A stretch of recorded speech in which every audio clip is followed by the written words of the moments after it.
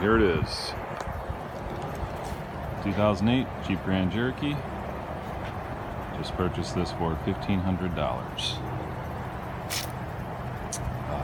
It's a 2008 5.7 Hemi 4x4 Limited. Has the chrome clad wheels, chrome trim, leather interior. It does have a couple issues as far as body wise is concerned. Down here on the bottom, on the bumper, there are some scratches.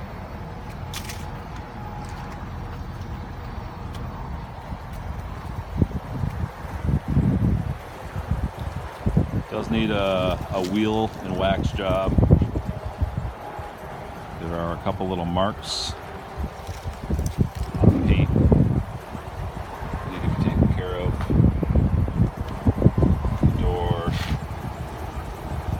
Nothing a good clay bar and wheel and wax really can't fix.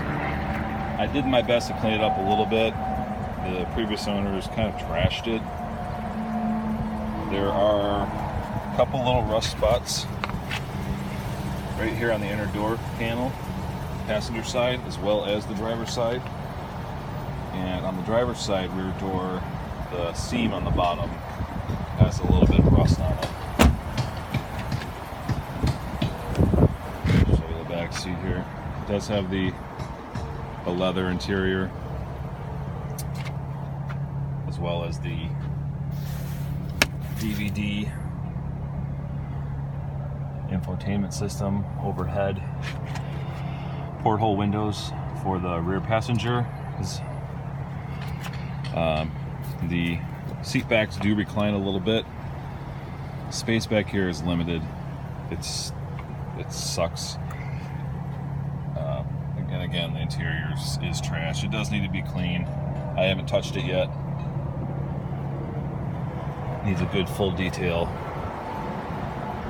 Door seals all around are pulling down a little bit like this, the tops.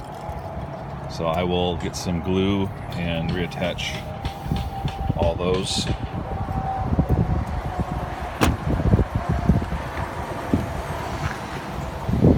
The wires on the driver's side, inside the driver's side door, are giving issues to where the driver's control panel, the windows do not work on both the driver door and the passenger door. The door locks on the driver's door do not work, as well as the adjustment for the passenger side window. The locks do work on the passenger side though. Oh, I guess this window does work on this side. That's weird. It wasn't doing that before, so that's pretty cool actually.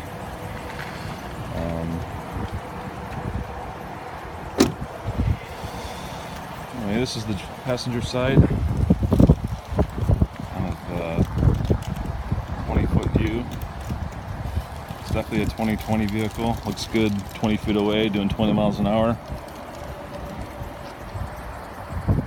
It's a sharp looking Jeep.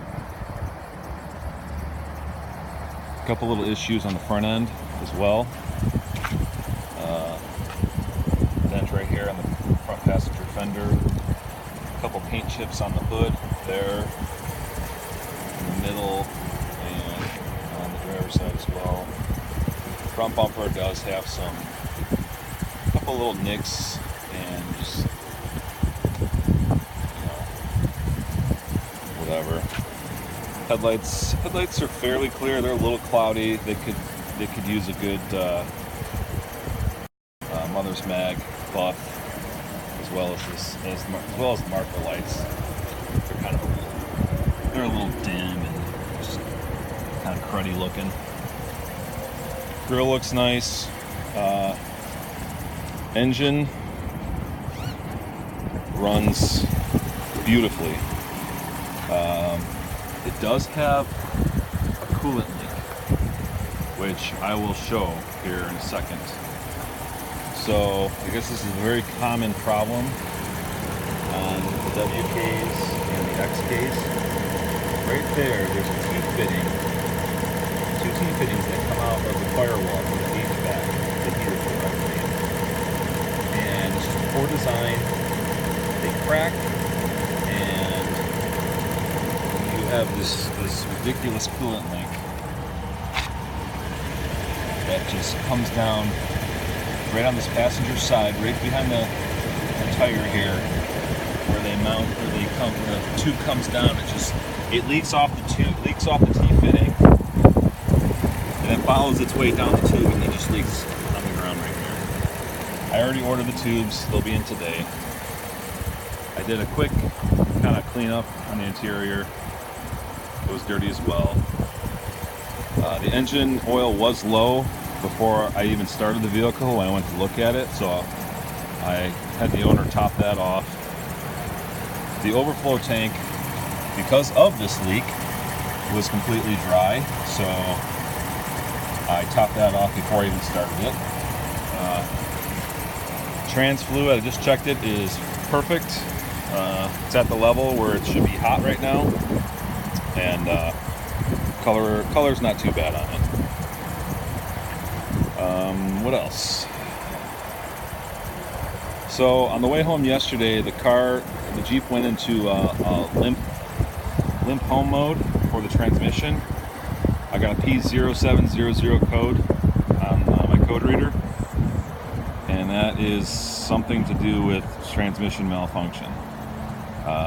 Doing a little research on it. Not exactly sure if it's an easy fix or not. Something I definitely need to look into. 3 of the tires are brand new. There are these Provider Entrada HT 245 65 17s. The rear driver's side is a Cooper Discoverer HTP. And I keep getting a malfunction flash on the dash because of a tire pressure sensor. Driver's side is probably the worst out of the entire Jeep.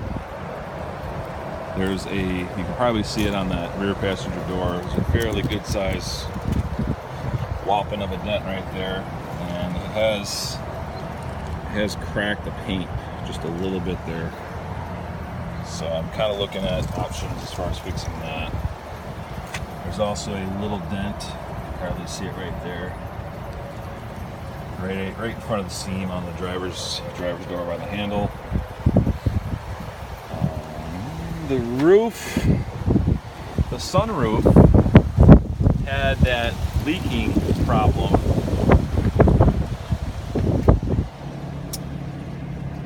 So there was water built up. I'll show you where.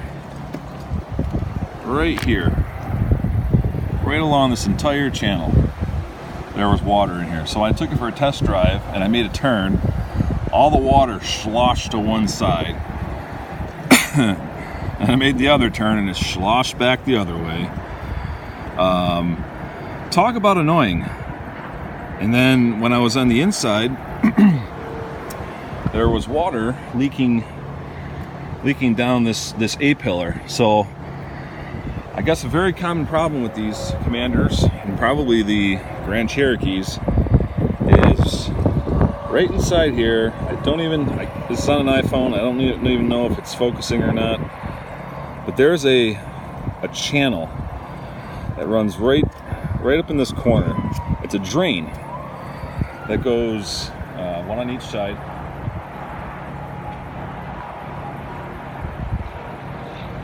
Anyway, there's tubes that run from that hole down into this A-pillar, all the way down here, and then it pops out right behind this panel, and then there's a grommet that goes through the floor. Apparently, Chrysler had a very poor design on that grommet, where the tube normally is about 1/4 of an inch in diameter all the way down.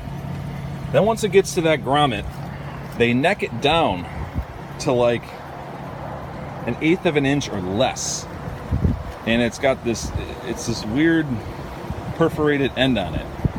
And because dirt and leaves and stuff get into that channel, once it gets into the tube, it can't make it doesn't have that full diameter all the way down to exit out the bottom of the vehicle.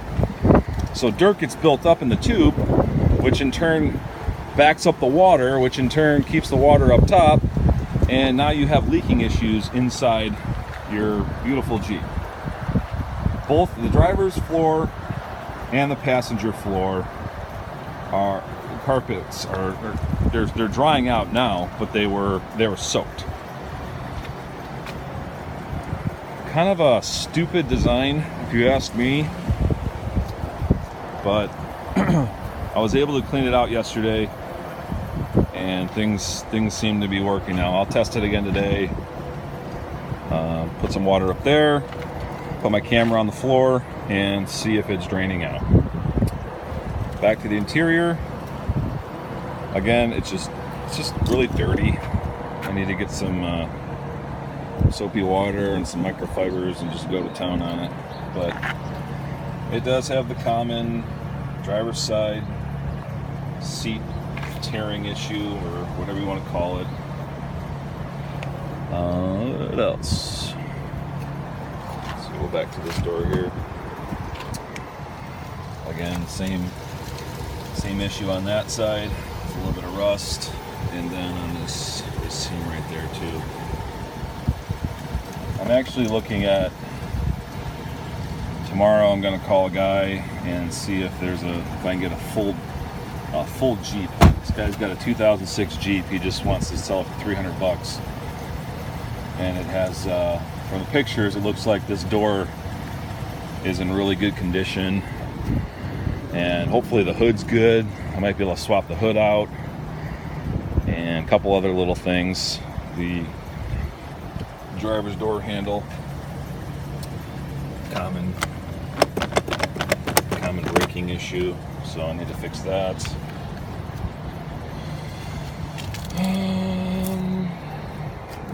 The Jeep's quiet. Got a few stickers I need to remove. Just kind of cleaned it up a little bit. All the lights work. Even though it has halogen bulbs, they're very bright at night, which I'm kind of happy about.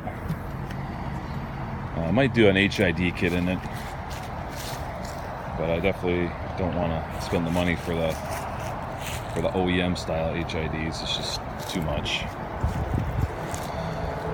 And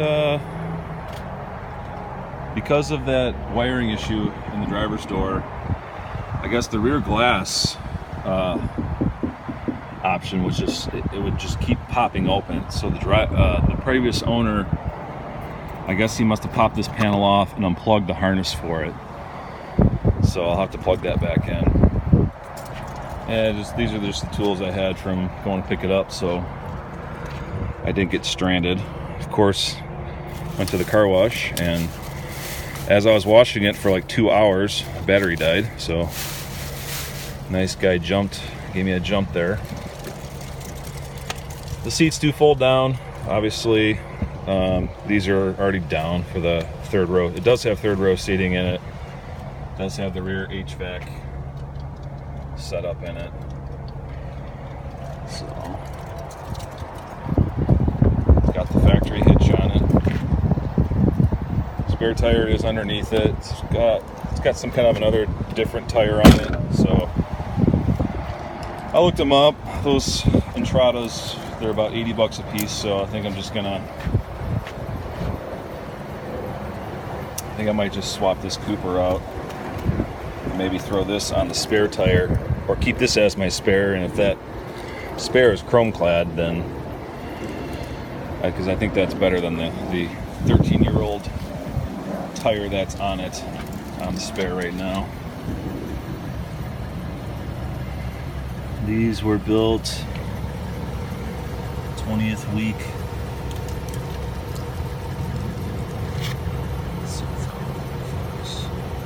20th week of 2016 for that one.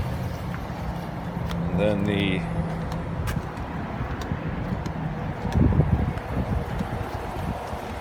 Entradas, if you don't believe me that they're new, here it is. 12th week of 2019. So they have, I can't imagine them having more than 500, maybe 1,000 miles on them. See got the little nubbies on them. So, what else?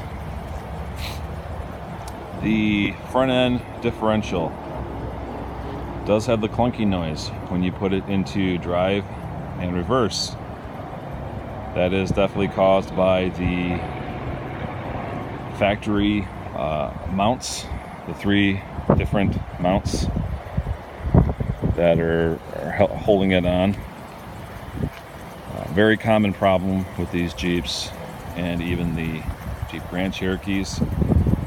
Something I'm gonna have to fix as well. That's parts wise, it's $175, and then it's literally labor because you have to remove the front differential, and pretty much everything has to come apart in order to do that.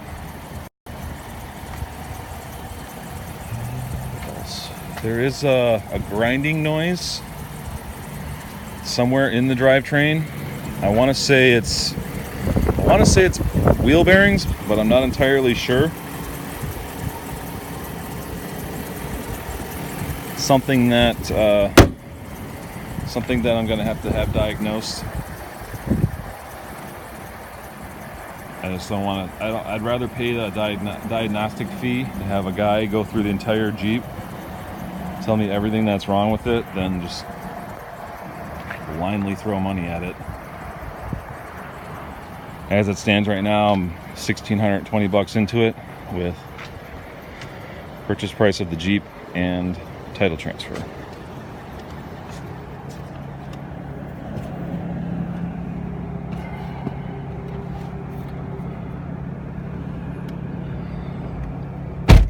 It's very quiet.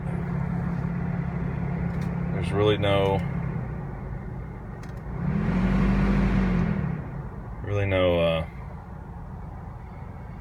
issues as far as road noise with it.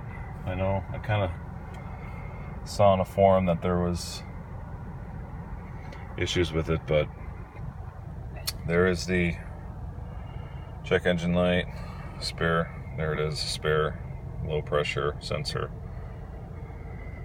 When I first took this for a ride, the coolant, you can see right here, was right in the middle, and I am currently I have a live stream. My lovely girlfriend bought this for me for Christmas, code reader, and it's currently streaming right now at 203 degrees. This went up to about 250 degrees on my first initial drive, and I couldn't figure out why it hasn't gone back up. The previous owner, I guess, let this Jeep sit for about 2 weeks, but I don't know if filling up the overflow bottle and just kind of cycling the coolant through it fixed the problem. I can't figure it out, but I am picking up those coolant lines from the dealership today. I am going to buy a thermostat because more than likely it's the original thermostat in this thing, and it does have 140,000 miles on it. That is just cheap insurance to do. And then I'm going to take it to a shop and kind of see what they say. The speaker,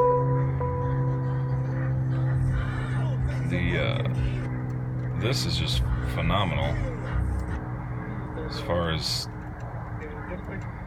the sound. I don't think this has the Boston acoustic in it. It might.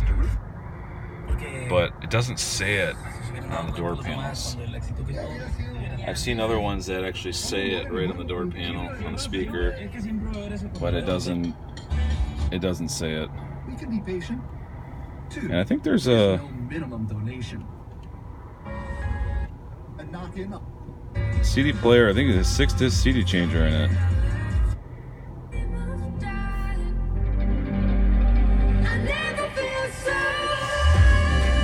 Phenomenal sound. Navigation disc is out of, it's not even in here, and the previous owner said he never updated it, which at this point, why would you need to? Hey, it's Taylor Swift. Hey, it's Ed Sheeran. Hey guys, I'm Halsey. I'm ready to go. Indie's #1 hit music station, 99.5 ZPL. Anyway, there it is. The $1,500 Jeep Commander project.